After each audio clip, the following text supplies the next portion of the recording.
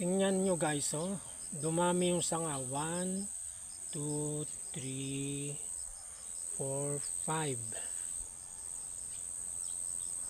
5, 6, 7, 8. Dumami mga kaibigan yung mga sanga ng ating kalabasa kasi may nag-advise sa atin na putulin daw yung pinakadulo. Yan mga kaibigan, oh.